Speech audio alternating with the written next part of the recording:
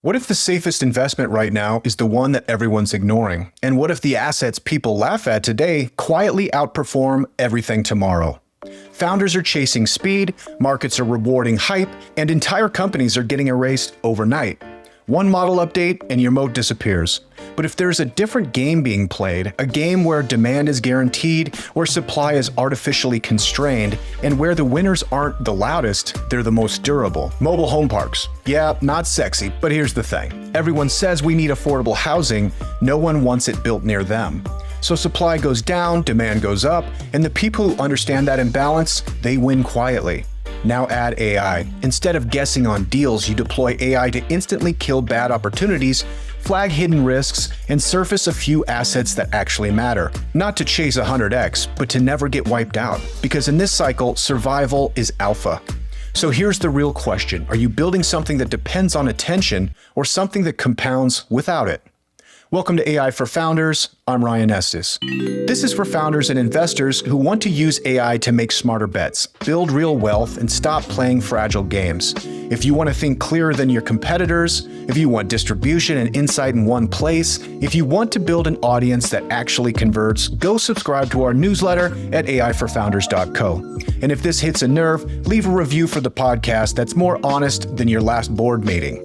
Today's guest is Nathan Jameson, and you'll learn how AI is transforming real estate investing, why boring assets are becoming elite plays, and how to build wealth that doesn't disappear when the market shifts. And real quick, if you want to get booked on the right podcast, not just any podcast, Kitcaster.com is the agency's founders trust. They connect you with shows that drive real business outcomes, more authority, more inbound, more deals. Go to Kitcaster.com. That's Kitcaster by Moburst.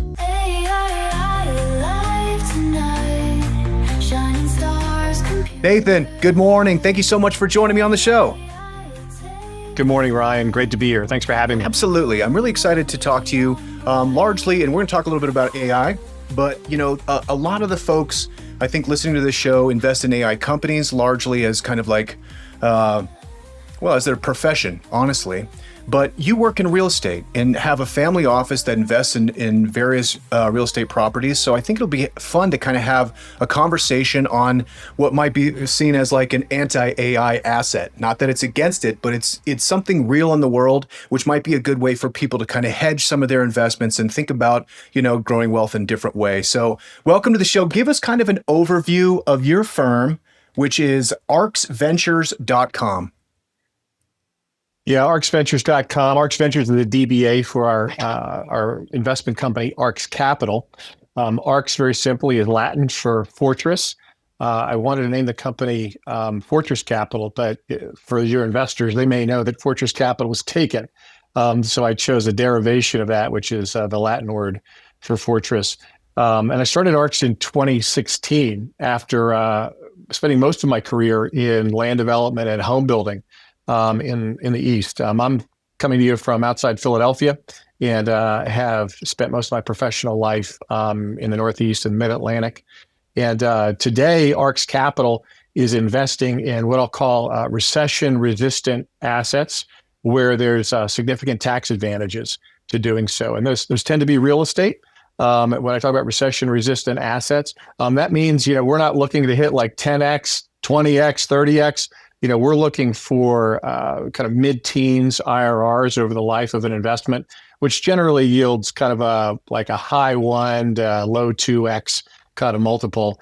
And that's without accounting for the tax advantages of being able to offset either your investment returns or other returns and other investments through depreciation losses in our mobile home parks, RV parks, and self-storage acquisitions. Amazing. So, and I'd love to hear kind of like the temperature of real estate right now. Now, I'm in the bubble of all bubbles, Denver, Colorado, which if you want, a 2-bed, 1-bath little bungalow is 100 years old, $1.1 million, and there's a lot of belly aching, at least in Denver, that people are getting priced out.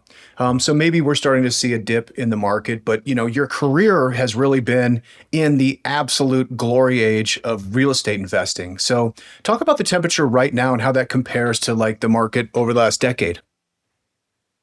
Sure. Well, and I can go further back than that. I was actually looking to invest in Denver in 2007, 2000, early '08, and in my early career, had a front seat to the Great Recession, and what was happening. And it's interesting is, we've had a lot of success in our investment funds over the last almost 10 years, and as a result, I'll interact with kind of the large institutional capital on Wall Street, whether it's Blackstone or Brookfield or Bain, and then some of the smaller, kind of mid-tier guys. And for a while, I mean, even as recent as a couple of years ago, folks didn't want to talk to someone who was investing in, say, the Northeast. And their focus was, we want to go to the Smile States, right? You curl from the Carolinas down through Florida and Texas and back up into the Southwest. That's the Smile. The problem, and this was always my feeling, and I experienced this in home building, is it's a supply-demand imbalance. I specifically kept my firm away from those states because, frankly, it's just too easy to get the right to build. Now, over our lifetime, it will become harder as those states become inundated. I just am back from Texas, and they're building double-decker highways everywhere you can see. And the amount of traffic yesterday, 4:30 in the morning between San Antonio and Austin, was unbelievable. That said, in the Northeast, where we still have significant percentage of the United States population, it's next to impossible to get the right to build another housing unit. And as a result, that supply-demand imbalance has kept housing values high and has then really enabled us, I think, to create, I'll say, asymmetric returns to other investment opportunities, which is really what we're looking for. Is we like real estate because of the lack of kind of publicly traded information, where we can create, I think, a distinctive advantage for our investors. Yeah. So you're looking for places that it's harder to get the right to build because there's less competition. That's absolutely right. Amazing. And you're doing new home builds as opposed to like flips and things like that, or multi-family units? So I spent a lot of my career building 55 and over communities, and sold $1 billion worth of real estate in exclusively 55 and over communities, and that was ground up. That was finding the farm, getting it approved to build homes on, developing the land, building the homes, selling the homes, warranting the homes, and so on. But over the last 10 years, we've really been more focused, I would say, on acquiring existing properties.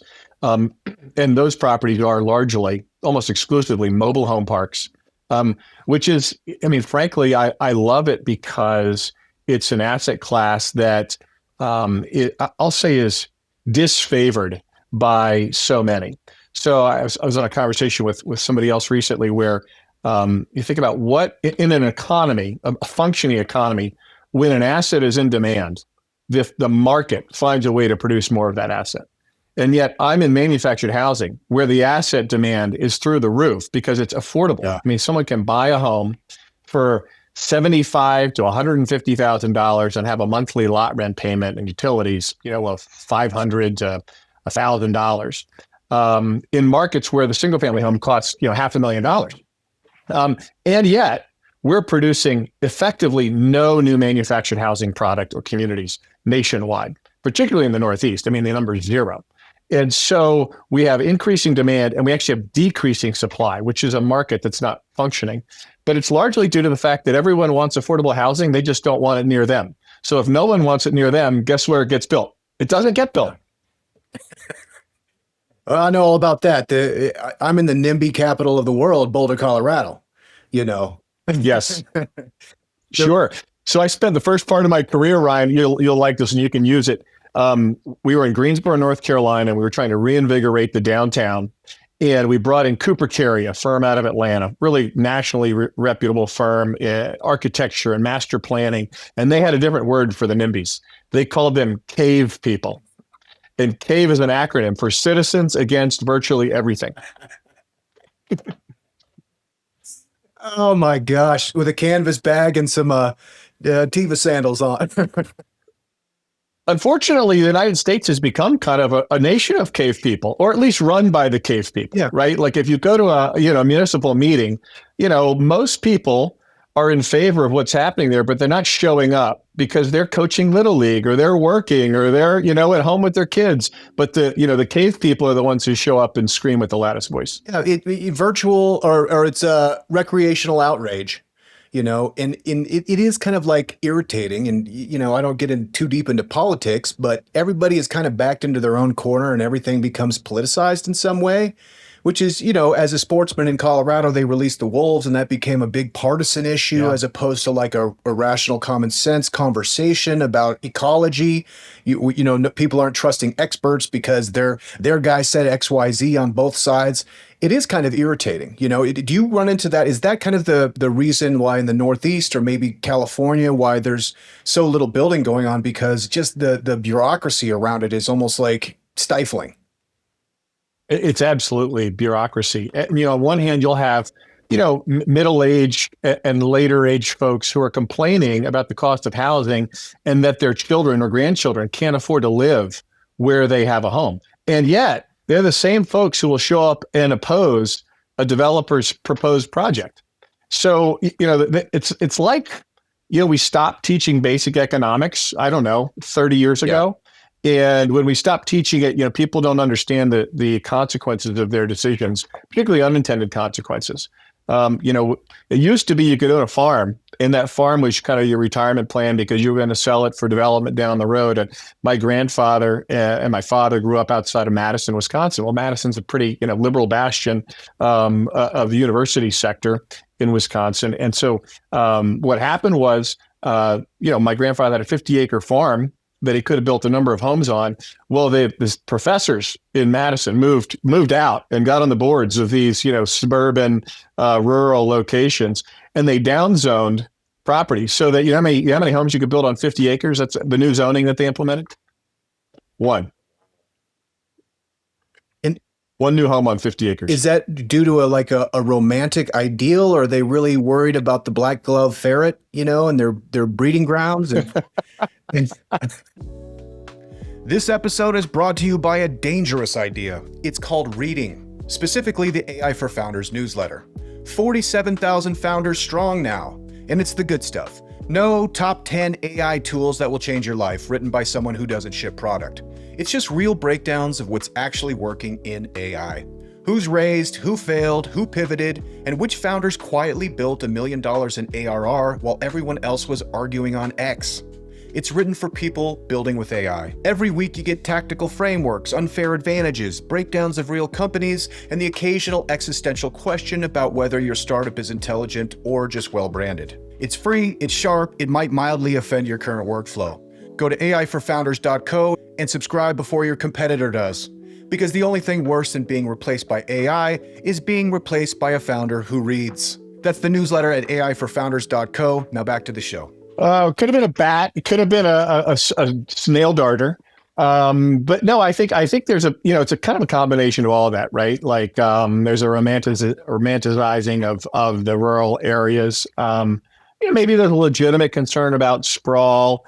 But effectively it's a taking that was uncompensated, right? Like you get your property downzoned and the government's taken it and they haven't paid you.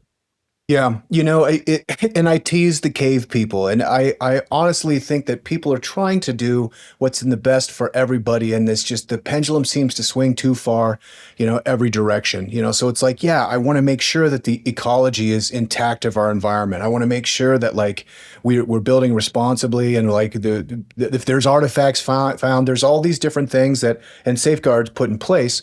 But on the other side, you are starting to look at a demand issue where people aren't being able to realize the American dream. And so if I'm to make a decision, I'm going to be on team human forever.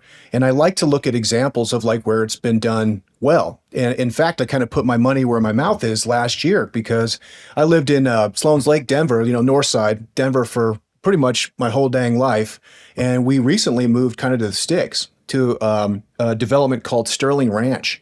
And what's really cool is they kind of have learned. It's, they're looking to build, I think, probably 13,000 homes. They've probably built about 1,300 so far. But they're doing a lot of things right, which is using big green belts because there's a herd of Yeah. 300 head of elk out here, and they want to make sure it has Wow. migratory patterns. And so they're building in a way that's constructive. So, it's this amazing community that's completely engineered from the ground up, but also taking into consideration skylines and views and taking into consideration water rights. We were also looking at a place over by Morrison and Red Rocks, but it didn't have a Mhm. meter yet. They didn't have water. So, Yeah. we Yeah. ended up choosing this place because they had spent, a $500 million digging their own well. So it's supported with its own water, which this year becomes a massive issue because, Denver is bone dry. And we'll kind of see how that plays out. Now, have you seen good examples of, like, let's just call it ethical building, mindful stewardship of the earth, these kind of things where you can kind of point at and be like, hey guys, if we can just have a civil conversation, we can do things like this. Yeah, I think those are really important conversations, and I'm fully behind those. I think about, like, on the hunting side, this guy like Steve Rinella, Yeah. and conservationists, where you'd have some people on the far left who would say, well, you can never cut down a tree, you can never harvest an animal, and then you have people, I think, who really understand how these systems work together. That if you don't cut down trees and do fire mitigation, guess what you end up with, like we've seen in California, we've seen in Colorado at times, and the same thing with the ecosystems and the overpopulation of certain animals. In real estate, I mean, let's be honest. I think we haven't always had the best actors, right? I think there's legitimate concern that I don't want to poo-poo, that some developer says, well, just give me one more unit, or give me one more unit per acre, or 5 more units per acre, then I'll be able to I'll make the numbers work, or I'll make a boatload of money. I think what's really lost in the conversation is, somehow in kind of the planning era, I don't know, the last 50 years, we became about the single family home. We became about the half acre lot. And, it's my perspective that, if you want to preserve open spaces, which I absolutely do, and particularly, protect, areas outside of the urban core, even the suburban core, you've got to make a commitment to build as densely as you possibly can where you're going to build. I like to say, in a half acre lot, a 1 acre lot, that's not open space. That's somebody's private property. If you want to create more open space, you aggregate it by allowing people to build 4 to 10 homes per acre, whether that's a single story home, or whether you start to stack things in apartments or other structures to maximize density. And you aggregate open space, and you say, well, we're going to create that pocket park in the center of this development that is preserved and cared for by its residents or by the community. And you can ensure that you don't get kind of this urban sprawl, or suburban sprawl. If you go to Europe, right, and you leave, Paris, you get outside the urban core, and it's just fields everywhere. Because they, many centuries ago, right, they decided they weren't going to run public utilities out there. I think we're pioneers by nature. It's in the American culture. Go west, young man. And so go west with a sewer line ensures that you keep building. Totally. Yeah. Well, and we've learned, because the other thing that's interesting about Paris is there's like one blade of grass in the entire city, so, kind of what people want is starting to get fleshed out. And I love this idea of density, as we kind of move out, because on one side, everybody has this romantic image of like a picket fence and no neighbors, but then they want the amenities and the Starbucks and they want all this. So there's a bit of a sacrifice, but kind of what I'm noticing kind of out here is like, proximity to neighbors is one thing, but like they provide a balcony. So you have access to outdoor space. They have a commons park. And then of course we have the national park, which is just like, I live right by Roxborough. So there's all these opportunities to get outside, which seems rational and reasonable, so there's like this kind of edge that everybody plays with. And then of course there's the people beating the drums that we need to privatize the state national parks and start building in there. It's like, wait, let's not go crazy, but, and I'm glad you brought up Steve Rinella, because if people haven't watched Meat Eater, which is his show, it's a really intelligent take on environmentalism and ecology, because largely he works with the scientists and he cooks food, which is a great part, but he relies on the scientists and the and maybe in kind of like stark contrast to the Disneyification of nature that a lot of us have growing up in cities where, we do need to manage the earth at this point, in order for it to sustain. And I bring him up only because he is not a partisan person. I don't think he has very clear politics on either side. He's kind of a centrist and comes from a very rational place, which I just think is important when we're starting to think about the growth and development of our cities, because housing is such a big issue, and Yeah, and since it's an AI podcast, right? I mean, I think in tying it to this housing issue, I think something we're completely unprepared for in these municipalities and bureaucracies is a shift toward automated driving and self-driving cars.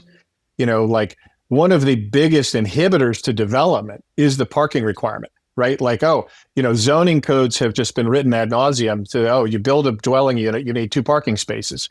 Well, what are we going to do when people don't own a car and they Uber because the cost of Ubering is so much less than the cost of ownership? Or as I've got a friend in Santa Monica, he's got his Tesla, and Tesla's enabling you to just, it can drop you off at your apartment and then you can send it out to Uber autonomously.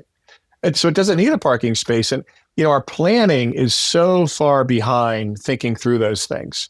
And I'm actually not taking a position whether that's good or bad, but I am taking a position that it is going to happen and we're not prepared for all the ramifications. Yeah, that's really interesting. And I mean, that's like tomorrow, really. Like that's coming so soon.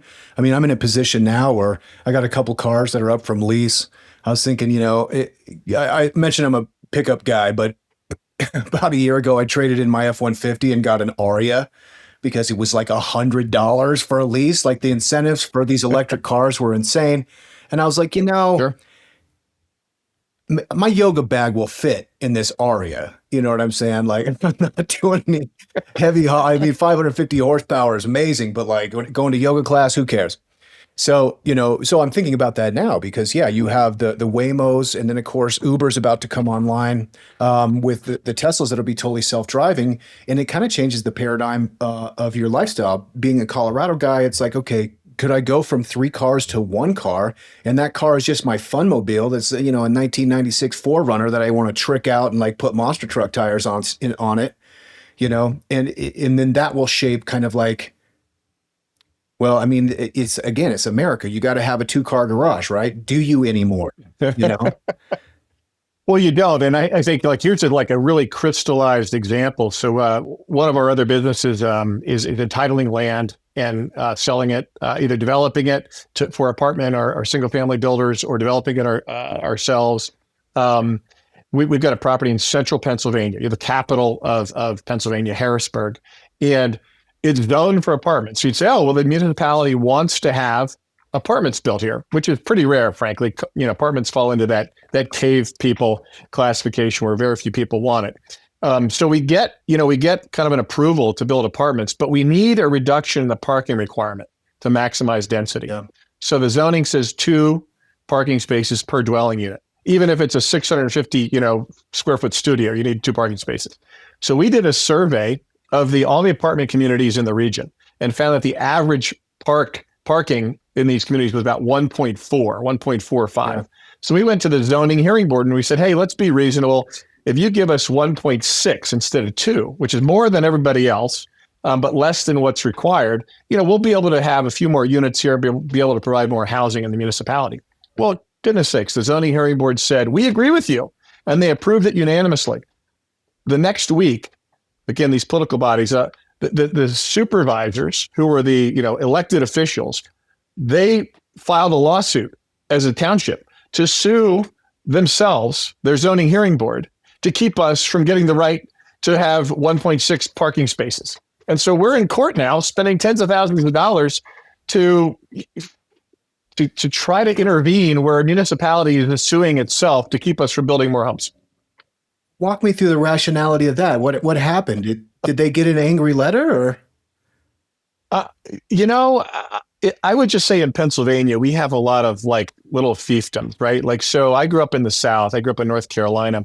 And I think Virginia, Maryland, North Carolina, states I'm pretty familiar with, tend to be governed by counties. I don't know how it is in Colorado, but the county is the kind of primary planning authority. And you're getting approval from the counties, maybe the city and the county, would be kind of the two bodies. In Pennsylvania, we've got literally hundreds of small municipalities, boroughs, townships, and then we have, of course, have cities, but it's the borough and the township drive decisions. And these folks they're governing, let's call it, 20 square miles, if that in some cases, right? And so they generally are not motivated politically to think beyond their small border. And as a result, we get kind of very hodgepodge development that isn't well thought about. Whereas I do think at the county level, I mean, you could argue, well, that's maybe a bigger bureaucracy and so on. I do think their planning tends to think about, well, we're going to build this road here, and what's the impact? And, if we have this zone where you can build X, roll into this zone where you can build Y, those play together. We don't really generally think about those things in Pennsylvania, unfortunately. The county, while it exists as an authority, is a paper tiger. It's interesting. It seems like a lot of what you butt up against are these kind of like tribal affiliations. Do you find yourself focusing on like branding and marketing? I mean, on one side, you could say like, hey, this is a mobile home development we're looking to do. And there might be people that are vocally against it. But if you're like, hey, this is hashtag van life cafe, then they'll be like, wow, that sounds cool. Yeah, I think we have had success over time, marketing what we've done somewhere else, right? So you can step in front of a municipality and say, hey, here's what we did, in a neighboring municipality. There becomes kind of a proof of concept. Yep. It does not necessarily get you past that, that one political representative who just doesn't want anything built. And then the other challenge is, boy, I'm off, kind of on a tangent here, Ryan, but you're giving me a soapbox. There are municipalities who will just flat out choose to ignore the law. So the law says, hey, if you create a plan that meets the zoning and the subdivision law, then you're allowed to build it. Well, there are municipalities who will just deny it. And in denying it, they know ultimately like they're wrong, but they're basically playing a game of chicken to force you to spend money to sue them, to force them to follow the law, and hoping that either you don't have deep enough pockets or that the economics won't support you spending legal dollars. Because, and I don't know if this exists in other states, but in Pennsylvania, municipalities are immune from paying, legal penalties for, there's no damages. If they delay my project 2 years and cost me $300,000 in legal fees to make them follow the law, I've got to work that into my numbers. They don't have to pay it.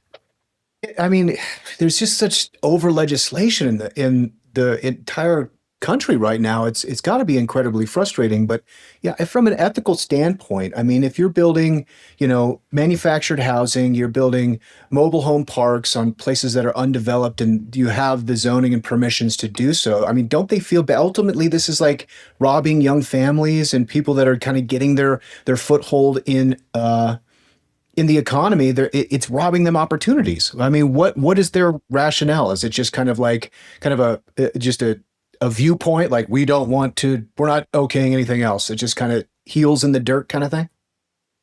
Yeah, I think the cave is so good because it is an accurate representation of many people's feeling, which is I just don't want anything to change. Yeah.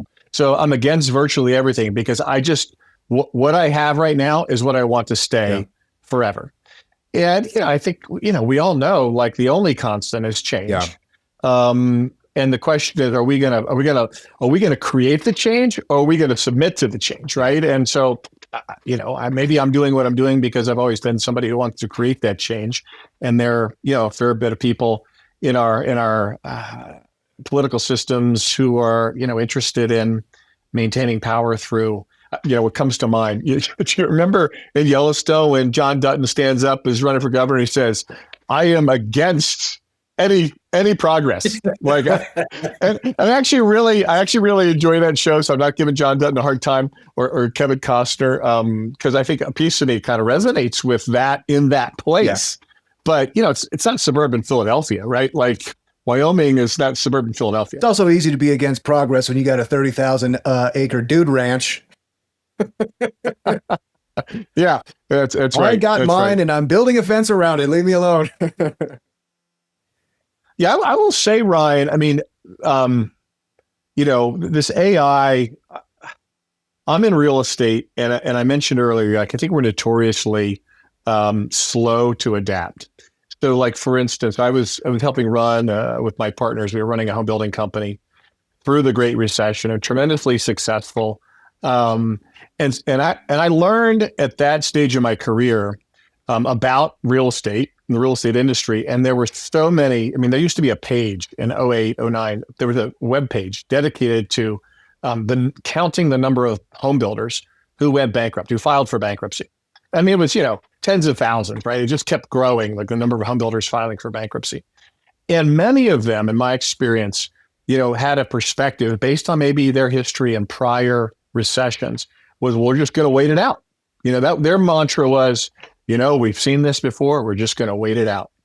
And fortunately, I was ingrained. It was ingrained in me in the home building business that you figure out how to adapt. You figure out how to get your product in the hands of consumers, to make it easier for them to buy, even in challenging times, to be financially strong. I learned you're strong when you owe the bank a ton of money and when you owe the bank no money. And I always wanted to be in a position where I could pay the bank off. I just learned the pain of having too much leverage in that environment, because we were super successful by not over levering through that environment. But where I'm going here is the real estate industry is just slow to adopt, right? That idea of we're just going to wait it out permeates, particularly, I'll say, that the residential industry. And multifamily is probably the best. Then the home builders, they're not awesome, but they're getting better. The better ones are getting better. This is technology and AI. And then, like, even below the home builders is like manufactured housing, right? Which would be like viewed by many as the lower rung of home building. And so as a result of that experience for my firm, I would say we're trying to be on the leading edge of our industry in adopting artificial intelligence within our company, and figuring out how do we deploy it.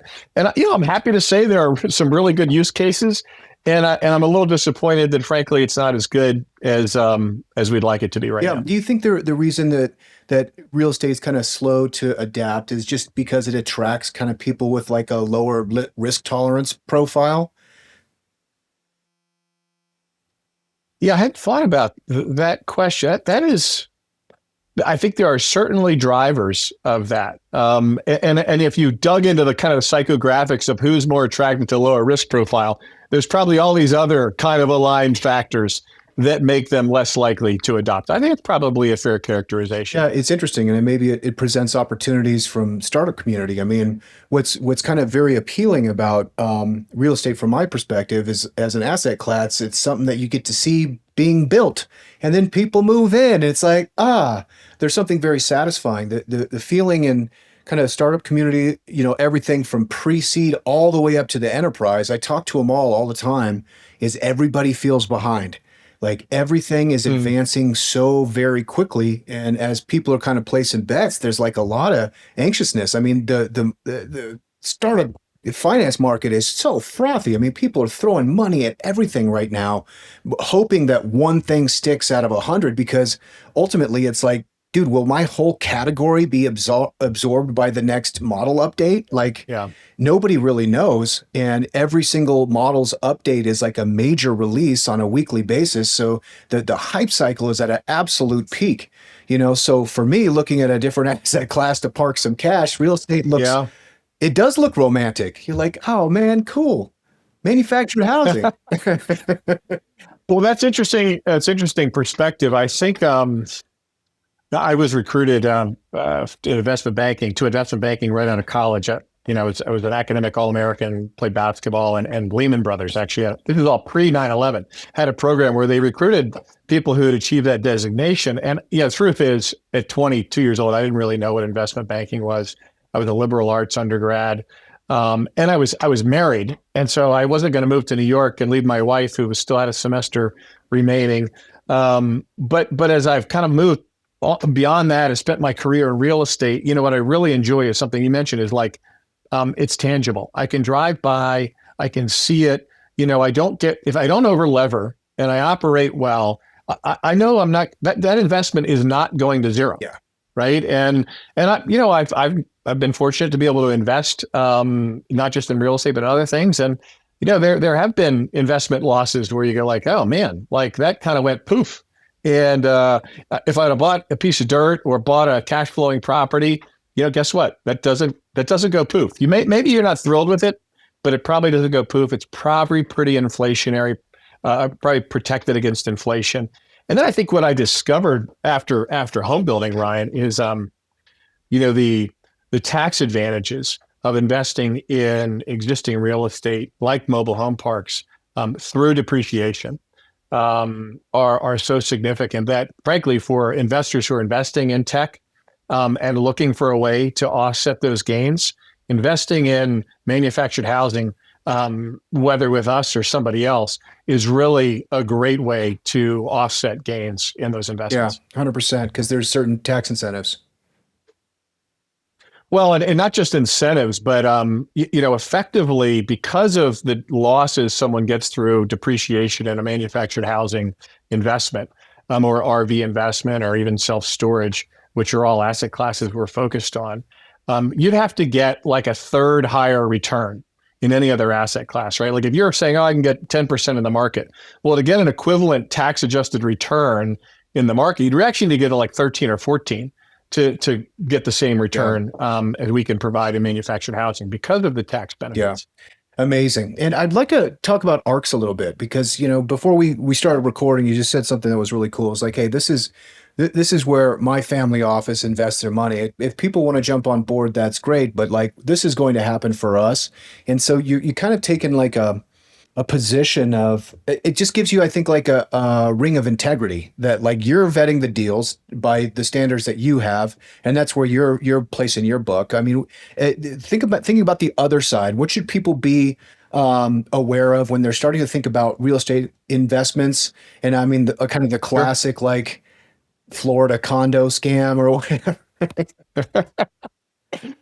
Well, it's interesting. So, I've always invested in my own businesses, and was fortunate to have capital to be able to do that. And I didn't start with a grand plan. Like when I started ARCs in 2016, I didn't start with like, hey, I'm going to build this thing up with other people's money. I really just said, well, I need a place to invest. And I would say maybe in the back of my mind, I had a thought like, if I'm successful, well, I had two thoughts. One is I can't ask other people for money until I prove what I can do on my own. And the second was, once we do that, then maybe we would invite some people to invest with us. Well, frankly, we've been way more successful than I probably thought we'd be, and that's a credit to our team. We've got I sit outside Philadelphia in the Philadelphia suburbs, and we've got a team of about 25 people. Maybe a third of that is our corporate team, including in-house counsel and CFO and operations and so on. And we've got property managers spread out throughout the region of our properties. But I would say that you say like, well, how do you pick a real estate investment right now? And you mentioned this earlier, Ryan. You said, oh, well, it's been the golden age of real estate investing. And I think you're right. Like if somebody lost money in real estate investing between like 16 and 22, like, boy, I mean, they should just like flip burgers or something. I don't really know how that was possible. Now, the challenge that I think the market has is it's been, if we take COVID out, how long has this been since we had a real recession, right? It was, 08, 09, right? Like, so it's this boom, this growth is a little long in the tooth. We're nearing 20 years, which would be the longest now. So, and economists say, oh, we had a COVID recession, but I think that's a little bit of a blip. It's not a traditional kind of economic recession. There are a lot of people, in my opinion, that are swimming naked, right? But as Buffett who said, when the tide goes out, you find out who's swimming naked.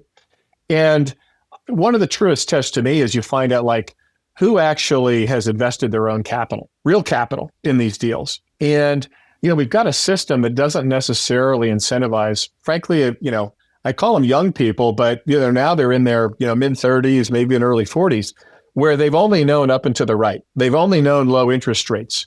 They've only known, oh, it's time to refi and, no problem getting refinancing. And I am, for better or worse, I think mostly better, I'm scarred forever by the Great Recession. Yeah. And that website of how many thousands of home builders went out of business, and understanding what it looks like when, when you've got $30 million borrowed and you're building, 100 homes, and you've got to navigate through that. And so I'm unwilling to do that with other people's money and not do it with my own money. Yeah. So what that means for us is, our family is we make the first and largest commitment to any one of our offerings. And, we're big believers in them. And, are we perfect? Absolutely not. But we do believe that we're very, very aligned with our investors who choose to join us. Amazing. How do you source deals? So we have a combination of, I'll say, inbound and outbound. I wish AI could help us here. Maybe it does a little bit, but in manufactured housing, like if I want to buy an existing mobile home park, it's probably not the case that the owner lives in the park, right? So if I was buying land, I drive by and maybe that person lives there. They probably live there. I knock on the door and ask them if I can buy their farm. Buying a mobile home park is a little harder. So, we're trying to leverage AI to get those lists of people, who owns what, and get their mailing address. And other people are doing that because my phone rings off the hook with, somebody from the Philippines calling me trying to buy my mobile home parks. So the outbound looks like postcards and referrals. I mean, frankly, many mobile home park owners know other mobile home park owners. And when we do a good job in helping an owner transact, sell their property, move into retirement, they're happy to share their experience with other owners. And then we do a fair bit of inbound. I wouldn't say that I was ever anti-broker. I think the challenge is, like many industries, right? Like 20% of the people do 80% of the business. So we needed to find the right network of brokers who brought us deals that were properly valued, expectations properly set with the sellers. And so we do work with brokers in the space who can deliver us properties. Amazing. We just got a couple of minutes left, so I want to take us into the quantum round. Are you ready? Well, does it matter? I'll be ready. No, the quantum round is more of a black hole. You're getting sucked into it even if you don't want to. Okay, here we go. First question. Why is there a human skull on your desk? That is to remind me of my mortality, that this life will end. And, hopefully on a daily basis, it keeps me focused on the longer term, being kind. My faith is really important to me. That, there used to be a bracelet, WWJD, what would Jesus do?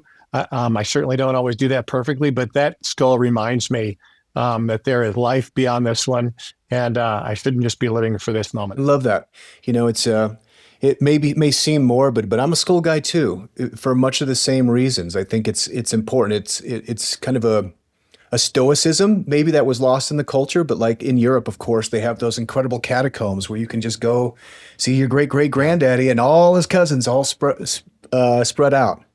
It's very cool. Sure, that's right. Okay, you talked about like integrating AI into real estate and looking for opportunities there. I know a lot of people are going to be listening to this conversation and seeing an opportunity of like, oh, hey, real estate, it might be a good place to start build tools. So maybe talk a little bit about which LLM tools you're using and kind of in what capacity, what you're using them for on a daily basis. Sure. So as a team here, we are using both Claude and Chat. I think our team is really enjoying the Claude Excel widget. Yeah. We're using that quite a bit. And I think, frankly, over the last 3 months, we probably have transitioned primarily to Claude versus Chat. Sometimes we'll pop back and forth, but Claude seems to be a little more, I'll say, built for business. So that's been our experience there. It's funny, before this call, I jumped in and was talking to our analyst and one of our accountants to understand how they're using it. And I would say that it is, on the underwriting side, it's helping us decide which deals to kick out and ignore and we get a lot of deal flow. But we could waste a lot of time on the human side, digging through a deal, underwriting, and then finding out, oh, there's this characteristic that like we would have never even entertained it if we would have known this. Well, AI, I think Claude in particular, is helping us parse that out earlier. So we're just saying like, yep, we've got our list of kind of non-negotiables. If it has one of those on there, boom, it's out. So we're really able to, I think, do deeper dives on the stuff that maybe we wouldn't have gotten to, or we were not doing as deep a dive as we needed to in order to focus on acquiring an asset. So I think Claude has been excellent at helping us sift through and eliminate things. Yeah. I think that's clearly the case. Yeah, I mean, there's probably applications there for just ongoing cron jobs that are pulling deals and opportunities and, using them to disqualify with those kind of red flags. What's that list of red flags that disqualifies a deal non-negotiable? The property in a floodway, kind of a regulated floodway, that'd be a non-negotiable, is there private infrastructure that needs significant capital improvement? So for instance, a 60-year-old wastewater treatment plant. I'm not opposed to a wastewater treatment plant, but a 60-year-old treatment plant means I probably need a budget, $1.5 million out of the gate. And guess what? The broker and the seller, are hoping they're going to find a sucker. And we're still operating in a space where there's still kind of a Wild West characteristic to it versus maybe the multifamily, which I think has become more institutionalized. Manufactured housing still has a lot of suckers out there. And we got to make sure that we're not one of those.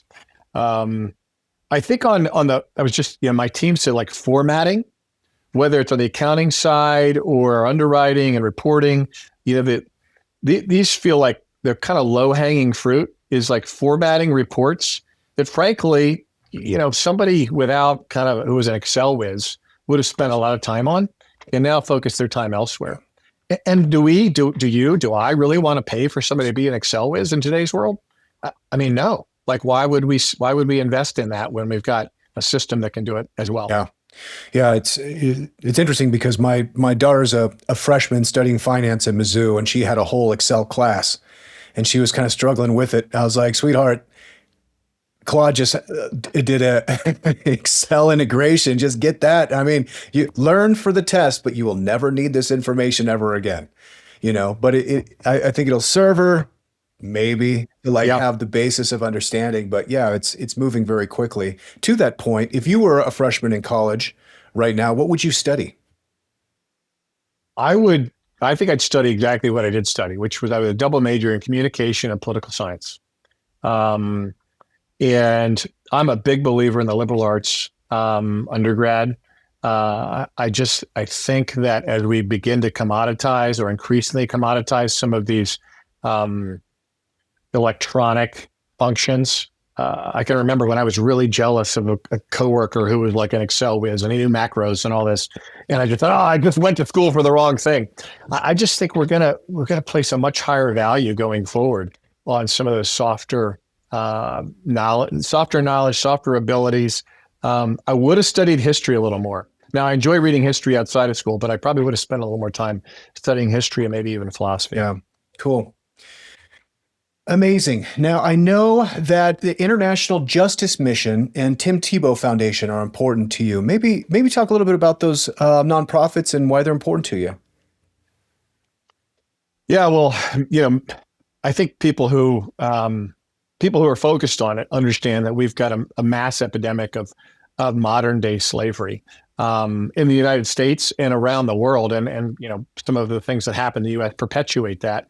And that slavery looks like child and women enslavement, both for labor and for sex trafficking. And that is something that's near and dear to my wife's heart and as a result, my own heart. And those two organizations, I think, are really at the front lines of trying to deal with the bad guys and make sure that's brought to the light and rescue the folks who are enslaved. And so we're big supporters of those two organizations. Yeah, very important work. And it probably doesn't get mentioned enough that like those two organizations in particular are like literally doing sting operations, reclaiming these girls and boys, and then bringing these people to justice, which I think there was a statistic that like slavery is more prevalent today than it's ever been in human history, So yeah, shout out to those organizations, and we'll put those in the liner notes. You can learn more at ljm.org, and then the Tim Tebow Foundation is all over the internet. You can find that as well. Shout out to Tim Tebow, a mile high salute to him. Last question before we wrap this up. Are the 76ers going to make the playoffs this year?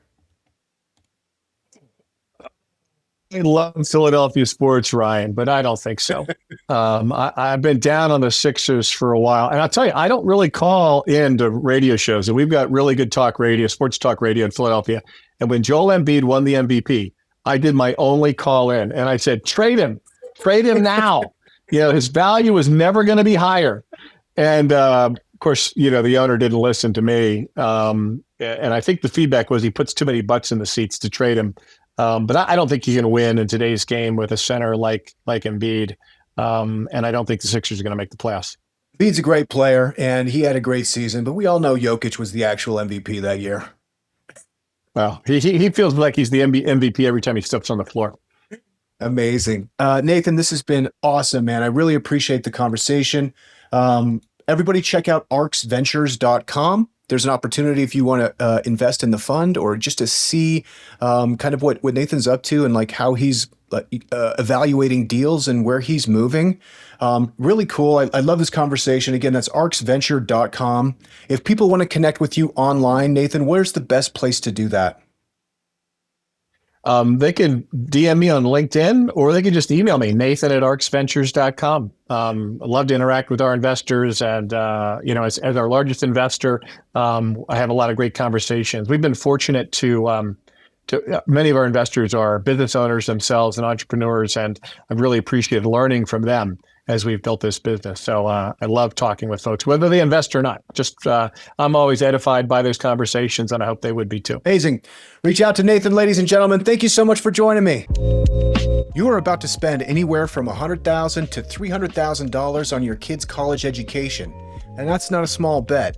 And right now, there's a very real chance that they graduate and can't find a job, not because they weren't smart enough, not because they didn't work hard enough, but because the job market changed and nobody told them. Employers are hiring AI native candidates, people who don't just know their field, but know how to work with AI at a professional level. And most colleges are not teaching this, not even close. AInativestudent.com is the program that fills that gap. It takes high school and college students and teaches them how to actually think and work with AI the way top companies expect on day one, so your investment in their degree actually pays off. You're already paying for tuition, housing, textbooks. This is the one thing that actually makes it all worth it. Go to AInativestudent.com because a diploma is a starting point. Being AI native is what gets them hired. That's AInativestudent.com.